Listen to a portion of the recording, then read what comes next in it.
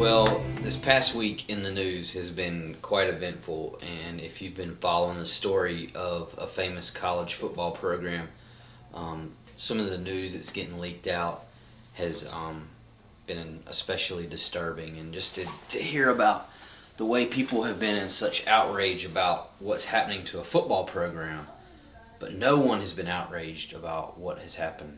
Well, I wouldn't say no one, but a lot of people are more worried about a football program than they are about what's happened to these young boys who had their innocence stolen and were violated. And so the big thing that's come out of the news this week is this coach has been questioned about his moral responsibility.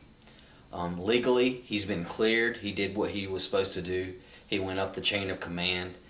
He let his athletic director know about this former coach that had inappropriate relationships with young boys. But morally, did he do everything that he could have done? Questions have arisen. Why didn't he go to the police? Other questions have arisen.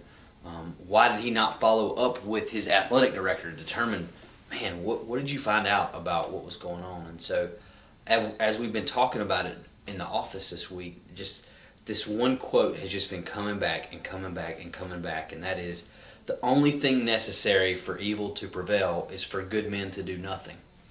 And there's a verse in the book of James that we've been talking about a little bit this week, and it's James 4:17, and it says, so whoever knows the right thing to do and fails to do it, for him it is sin. And so you can certainly say, in this situation, the right thing to do would have been to go to the police on day one, and he failed to do that. So morally, he was not responsible. He didn't do what he could have done. But then it applies to every aspect of our lives. It applies to all of these things. Think about these political campaigns that are going on right now. We as believers know the right thing to do. So why do we stand back and even debate what marriage is? Why do we even contemplate having a debate where a political candidate is sitting there wondering, well, who can get married and who can't get married? God's word has already specifically said that. Why do we stand back and let politicians determine on when a life actually becomes a life when God's word specifically says, I formed you in the womb. Before I knew you, before I created you, I knew you. Before you were formed in the womb, I knew you.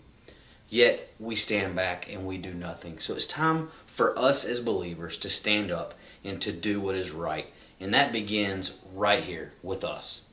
In everything that you do what is right. God, you know what God's word says. And if you don't know what it says, get in the word and see what he says about every aspect of your life and everything that you're going through. And start with the simple things. But when you know what is right, stand up for it.